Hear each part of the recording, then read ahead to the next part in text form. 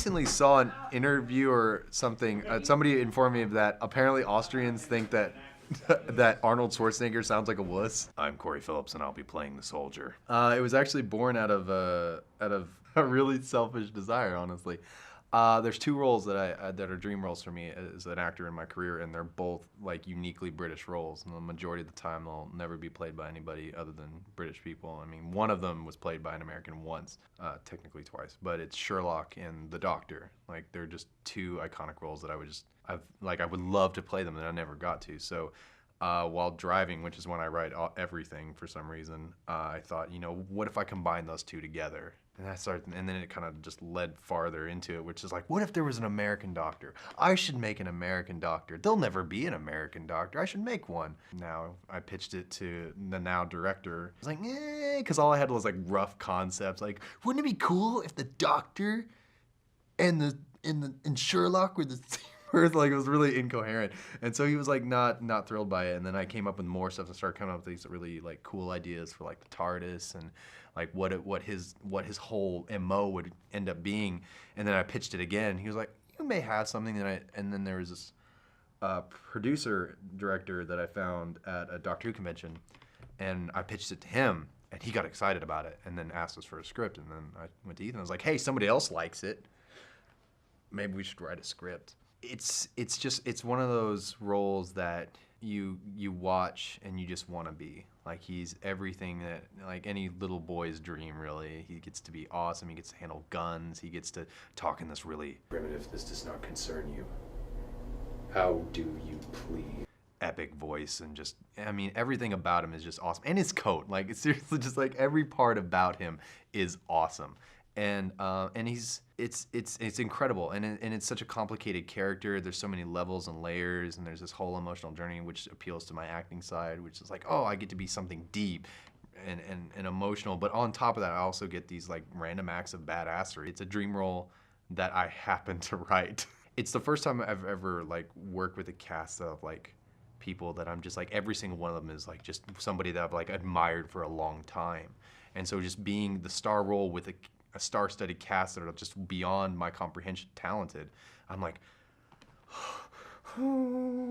like saying ridiculous things with that voice, like, I need to go to the bathroom, make a duty at this moment. There's one particular thing that like stands out, and it's the lead actress, Jamie Harris's laugh. That's something that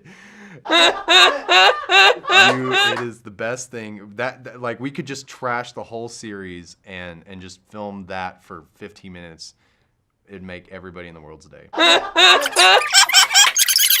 It single-handedly would solve like world hate and hunger and everything. Like, so just an advert like, guess his race, win $500 and a trip to Mexico. And it'd just be a picture of me smiling. Like, I think he's Hispanic. Nope, too bad. Oh, he's Korean. Nope. And no one would get the $500, and I'd just be sitting there laughing. I think the one thing that a lot of people just don't acknowledge is how much time is spent in preparation to make something like this. Building sets, planning, booking people to be a part, to getting talented individuals to make the product. There's just so much work, time, effort, and hours, like 10, 12-hour days, 7 days a week. And that's minimal. That's minimal what it takes to make something like this happen. We shot the office scenes. Like, that office scene end up being like 2 minutes, 3 minutes long. It took 12 hours to shoot that one scene. And that's the amount of effort it takes.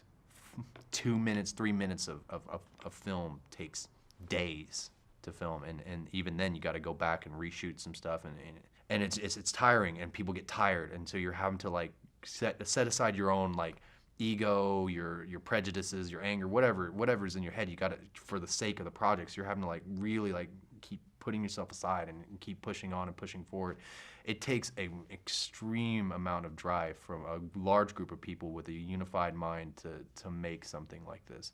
I think that's one thing that people should always realize about any film, whether it's a B film or a YouTube video. People put out countless amounts of time and effort into making that just so you could watch it for, while you're at work. The reward is the end product, regardless if anybody sees it or not.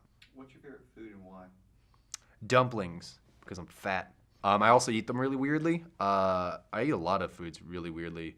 But like dumplings, I eat with cocktail sauce, like Chinese dumplings. Like I will judge a Chinese restaurant on their dumplings.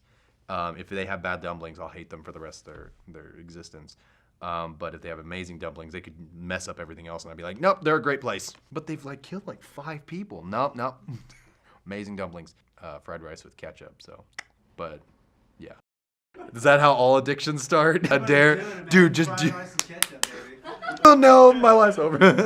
I honestly can't think of anything else that I would want to do. I've thought about it extensively. Like, if I had not chosen to be an actor, which is a choice, what would I be doing? And I can't come up with an answer because I am so dedicated. There's really nothing else for me. There's nothing else in my head. Am I going to have experiences or am I going to have money? And it's always been experiences. I get to be other people for a small period of time. All of those things that I want out of life can only come in one career choice, which is to be an actor. So I got started in acting because I needed to bridge a social gap that I couldn't figure out how to bridge because I was homeschooled. I was a very odd kid.